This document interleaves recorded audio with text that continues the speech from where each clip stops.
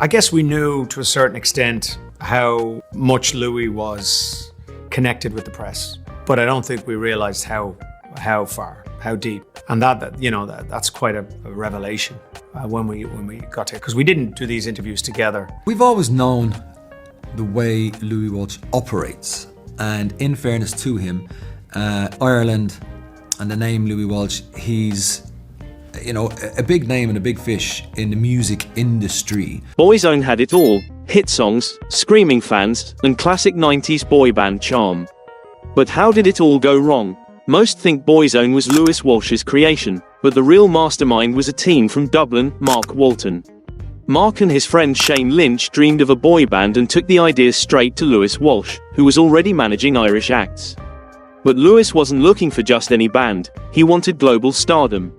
So, he placed ads in newspapers for guys who could sing, dance, and look good on a poster. Hundreds showed up, and after auditions, Boyzone's original lineup was born: Ronan Keating, Shane Lynch, Stephen Gately, Keith Duffy, Mark Walton, and Richie Rock. But before they even had a song out, Boyzone had their first TV appearance on The Late Late Show, and it was a disaster. Picture bad 90s fashion and a messy dance routine to Burn Baby Burn. It was awkward, but somehow, it got people talking. Soon, the drama started. Mark Walton, the guy who started the band, was pushed out. Then Richie Rock was booted for skipping rehearsals.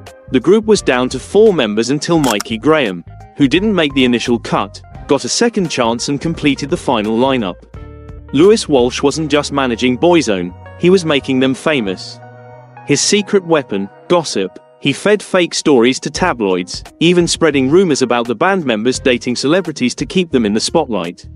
Remember when Louis Walsh leaked that Stephen Gately was dating Baby Spice? It worked. Boyzone was suddenly everywhere: posters, magazines, TV interviews, you name it. But it didn't happen overnight. In 1994, Boyzone was grinding it out, playing pubs and clubs across Northern Ireland, hoping for a break. And finally, someone noticed. They landed a deal with Polygram, and their first single was a cover of Working My Way Back to You. It wasn't a chart topper, but it hit number 1 in Ireland and number 3 in the UK, pretty impressive for newcomers. Their real breakthrough came with Love Me for a Reason, a cover of an Osmonds hit. Released in December 1994, it soared to number 1 after their performance on the Smash Hits Roadshow, peaking at number 2 in the UK. By 1995, Boyzone had serious momentum. In August 1995, their debut album, Said and Done, dropped and went straight to number 1 in Ireland and the UK. It featured hits like Key to My Life and So Good, both of which charted at number 3 in the UK, and Father and Son, which hit number 2. Fun fact, Father and Son was the song Ronan Keating auditioned with when he first joined the band. But 1995 wasn't all smooth sailing. Mikey Graham had a serious horse riding accident, injuring his neck and spine, while Shane Lynch broke his ankle fetching a basketball. Their injuries forced some changes to their UK tour, but Boyzone pushed through. They ended the year winning Best New Act at the Smash Hits Poll Winners Party. By 1996, they were nominated for a Brit Award for Best International Newcomer. But as their star rose, the tabloids went into overdrive. In 1997, rumors swirled that Boyzone was on the brink of breaking up when both Mikey Graham and Keith Duffy's girlfriends were pregnant. But instead of calling it quits, they proved everyone wrong. A Different Beat dropped in November 1996, selling over 2 million copies worldwide and giving them their first ever UK number 1 with their cover of the Bee Gees' Words. Fan favorites like A Different Beat and Isn't It a Wonder also dominated the charts. They wrapped up the year by sweeping the Smash Hits Poll Winners Party with 6 awards. By 1998, Boyzone wasn't just a UK sensation, they were global. Their third album, Where We Belong, showcased their own songwriting and sold over 3 million copies. It featured hits like All That I Need, which stayed 6 weeks on the MTV Asia charts, Baby Can I Hold You, and the monster hit No Matter What. No Matter What sold over 4 million copies, making it the biggest selling single by a boy band at the time and winning Song of the Year in 1998.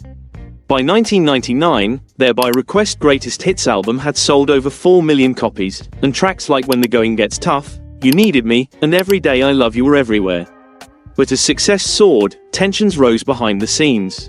Ronan Keating went solo, and then Stephen Gately made headlines by coming out as gay, revealing his relationship with Eloy de Jong.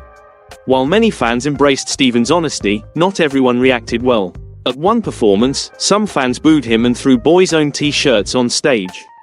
It was a tough moment, but over time, Stephen became a beloved LGBT+ icon, finally able to live his truth. While Ronan Keating was riding high with hits like Life is a Roller Coaster and If Tomorrow Never Comes, the other Boyzone members, Stephen, Keith, Mikey, and Shane, were left wondering if the band would ever reunite. In 2003, Ronan made it clear he had no plans to return. The band slowly faded out, not with a dramatic breakup, but with a quiet, frustrating end. By 2007, nostalgia kicked in, and Boyzone reunited for a tour. What started as a simple reunion turned into a full comeback. But just as they were finding their rhythm, tragedy struck. On October 10, 2009, Stephen Gately passed away suddenly while on vacation. His unexpected death, caused by a congenital heart defect, left his bandmates and fans heartbroken.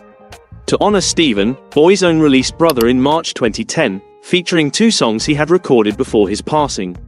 The album went straight to #1 in both Ireland and the UK, selling hundreds of thousands of copies. They continued for a few more years, even celebrating their 25th anniversary with a 2018 tour.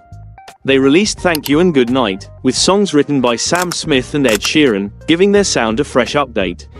But by then, it was clear, Boyzone wasn't the same without Stephen. Rumors of a 30th anniversary reunion in 2023 were quickly shut down by Ronan, who said there could be no Boyzone without Stephen. And with that, the 90s legends said goodbye. After the music stopped, their lives took unexpected turns. Some reached new heights, others found peace in quieter lives, and one was tragically taken too soon. Ronan Keating, though, kept the pop star dream alive. With over 20 million records sold, hits like When You Say Nothing at All, and a successful career as a judge on The X Factor Australia and The Voice Australia, he became the most successful member. He even tried acting, starring in Another Mother's Son in 2017. With a diverse career, Ronan's net worth is estimated at around £35 million, $45 million. Ronan Keating's personal life had its ups and downs. He married Yvonne Connolly in 1998, had 3 kids, but divorced in 2010.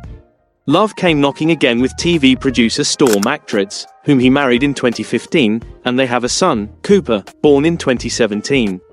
Keith Duffy, now 50, didn't fade into the background. After Boyzone, he took on acting, starring in Coronation Street, Mrs. Brown's Boys and Death in Paradise. He also formed a supergroup, Boys Life, with Brian McFadden from Westlife. With a £9 million net worth, $11 million, Keith remained focused on his family, marrying Lisa Smith in Vegas in 1998, with Ronan as best man. Shane Lynch, known for his rebellious energy, reinvented himself in reality TV, appearing on Celebrity Love Island, Celebrity Big Brother, and more. With a £12 million net worth, $15 million, Shane found happiness with wife Sheena White and their 2 daughters. Mikey Graham, the quiet one, stayed out of the tabloids but participated in Celebrity Apprentice Ireland and Dancing on Ice. He credits Dancing on Ice with helping him cope with Stephen's death. Mikey's net worth is £4 million, $5 million. Stephen Gately, the band's bright spark, tragically passed away in 2009 at just 33.